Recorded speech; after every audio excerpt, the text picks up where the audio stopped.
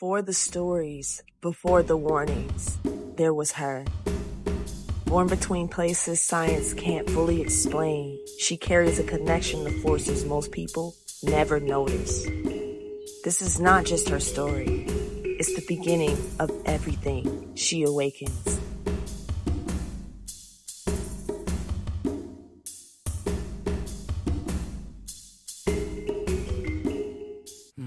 On the last episode of Children of the Current, Nia discovers exactly who she is and a spark of the power that is within her.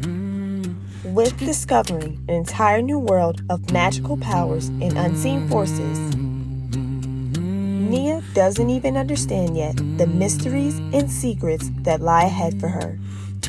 The powerful responsibility and future that was paid for her long before she was born. Nia and Miss Odessa run through the tall river grass after seeing the water spirit rise from the Flint River. They finally stop beneath an old cypress tree. Nia is out of breath. What was that? Miss Odessa looks back toward the river. The water is calm again.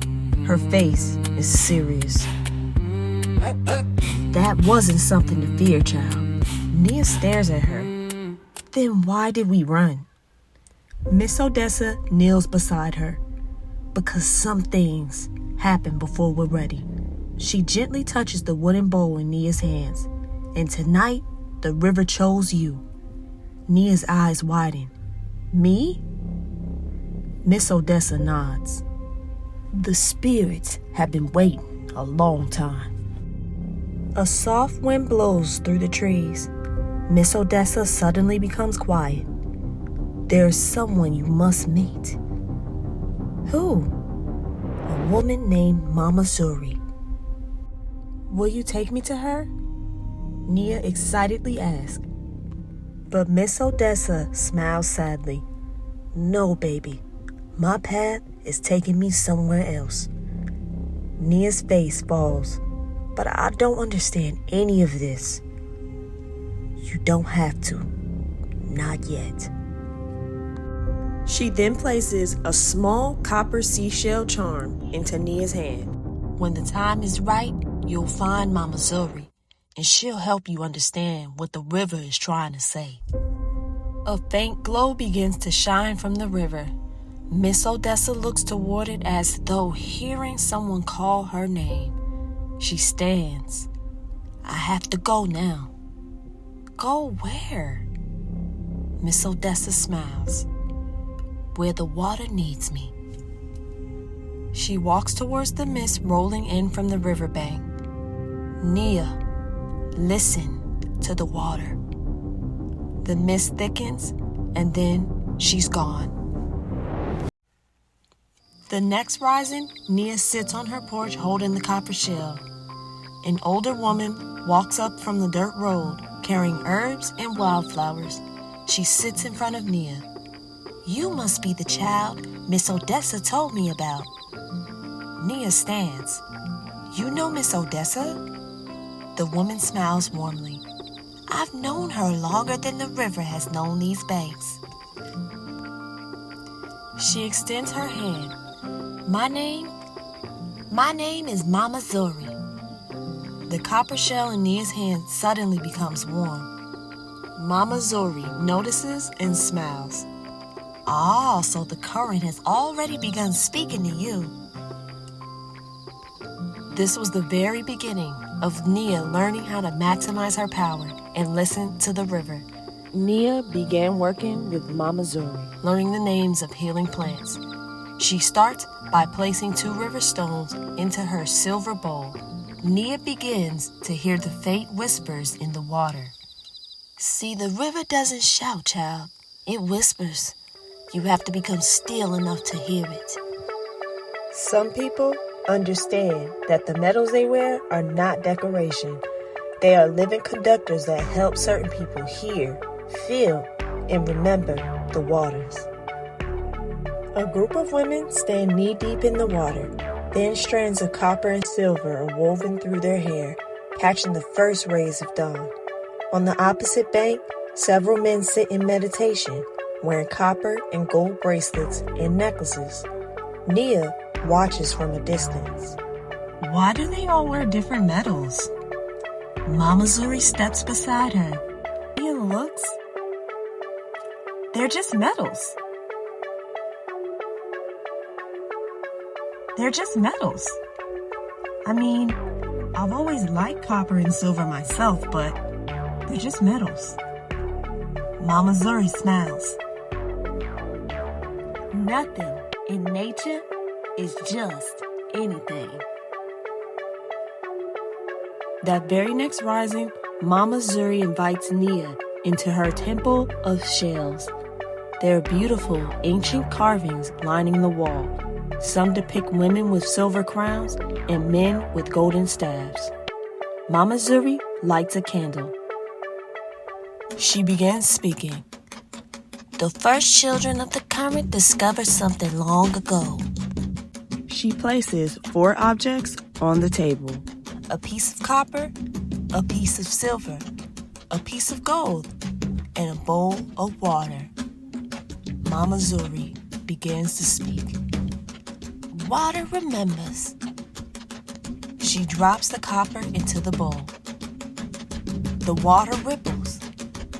And some metals carry memory better than others. She picks up the silver. The women who carry the current wear silver because silver is the metal of reflection. The moon moves the tides. Women move like the tides. Their intuition rises and falls with unseen rhythms. She places the silver into the bowl. The water becomes still. Silver cools the mind and sharpens listening. It helps the daughters of the water hear, but others cannot.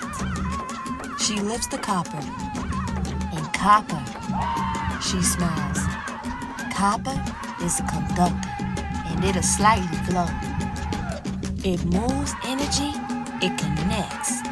The women wear copper and silver together because one receives and one carries. Nia replies, like the river carrying the moonlight, huh? Exactly. Mama Zuri smiles. She places it beside the bowl. She continues explaining. It represents the sun, consistency, purpose. The water reflects the gold. The sacred masculine was never meant to dominate the current. He was meant to anchor it. She places the copper beside the gold. Copper receives the energy from the waters. Gold gives it direction. One carries the message, the other protects it. A fisherman arrives from across town. He wears a heavy iron necklace around his neck. The water suddenly becomes rough. The women in the river step backward. What is happening? Says the fisherman. Mama Zuri looks concerned. The current doesn't know your spirit. The river begins swirling. As the women watch from across the river, Nia notices that the man's necklace is glowing red. Nia can feel the frequency of the river. The river is angry. No, Mama Zuri says. She then looks into the water. The river is remembering. Around the fire that night, Mama Zuri begins to tell a story. Long ago, those who served the waters discovered that certain metals helped them remain balanced. The daughters wore copper and silver because they could sense emotion and hear dreams carried by the waters. The sons wore copper and gold because they could withstand the force of the current without becoming consumed by it. A man named Elder Cato begins to speak. They simply helped them remember who they already were. That night, Nia sleeps. She dreams she is underwater. An ancient woman approaches her. Her hair is braided with copper and silver. The ancient woman speaks to her.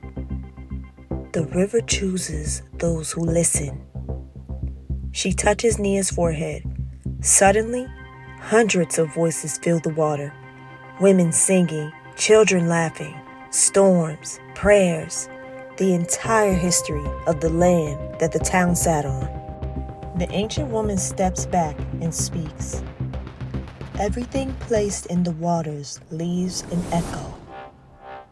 The woman hands Nia a small copper ring, and the water begins to glow.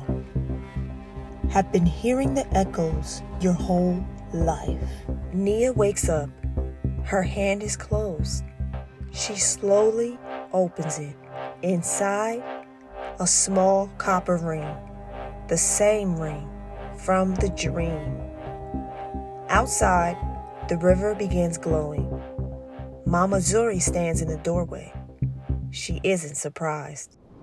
I wondered when the river would finally speak to you. Nia looks terrified. What am I? Mama Zuri smiles softly. You are a child of the current. Suddenly, a loud scream comes from the shoreline. Everyone runs outside. The river has changed direction. For the first time in generations, the current is flowing backward. Deep beneath the river, a pair of glowing eyes open. An ancient voice whispers, The daughter has awakened.